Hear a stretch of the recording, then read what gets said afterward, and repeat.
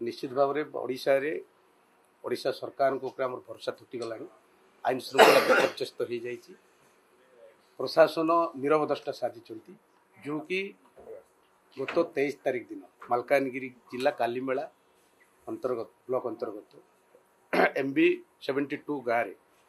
गोटे छोट शिशु 3 जन शिशु को जुबली भाव में गोटे दुष्कर्म करा आमे तो मूलटू बारंबार प्रतिवाद करी आसुचु प्रस्ताव उपस्थापन करी आसुचु गृह रे जे ओडिशा रे नारी सुरक्षा आणंतु माँ मानकर सुरक्षा आणंतु छात्री मानकर सुरक्षा आणंतु मालकानगिरी जिले में बारंबार ये घटना घटी से भाव में सारा ओडिशा रे प्रत्येक जगह आप देखु नारी निर्यातन होती छात्री माने गर्भवती हेले छोट छोट शिशु माने रेप एंड मर्डर करा जाउ छोट छोट शिशु मान जोटा कि माने उदाहरण स्वरूप मालकानगिरी जिला जो 72 जो 3 जन 5 वर्ष शिशु 6 वर्ष शिशु 7 वर्ष शिशु ताकू नहीं जो भाव में जो अमानसिक घटना घटाइले जो अभियुक्त ये जो बारंबार घटना घटुची कठोर रु कठोर आईन आनिबार आवश्यक से दंड पाइबार आवश्यकता जहाँद्वारा कि ओडिशा रे एभली कांड बियाइबा को अभियुक्त माने डरिवे किंतु ये सरकार को आमे बारंबार चेतना देला परे बारंबार गृह में उपस्थापन कला परे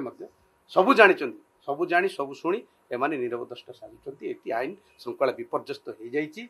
एटी प्रशासन नीरवदष्टा साजिचंती एवं आईन श्रृंखला विपर्यस्त पुलिस प्रशासन हाथ बांधिकी बसिचंती जहाँद्वारा कि मालकानगिरी जिले में मो जिला कथा मुझे कहूँ बारंबार घटना कर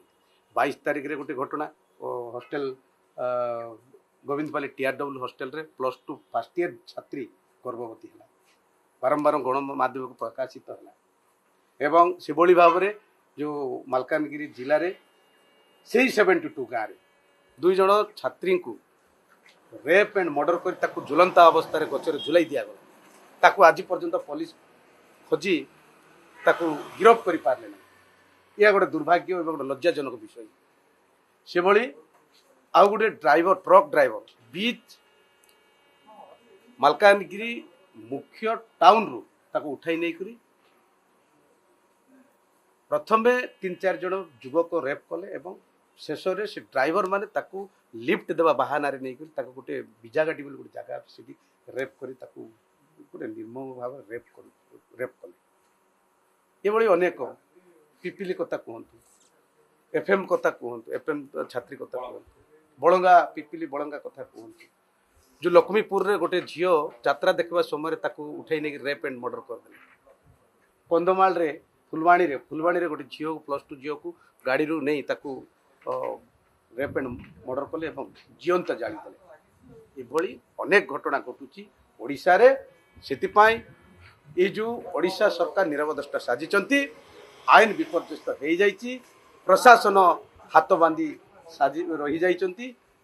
जो सरकारी दलर चापरे पड़ी से माने सरकारी प्रशासन आग को जाऊना कि से कार्यानुष्ठान ग्रहण करना आज ओडिशा रो माँ भौणी जो छात्री नाबालिका माने आज राजरास्तार चलने पूरा भयभीत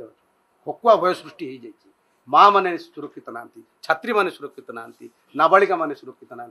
आज छोट कमलमती शिशु ये असुरक्षित ये भाव में आम अनेक थर गृह में एवं अनेक थर प्रतिवाद करूँ अनेक थर जो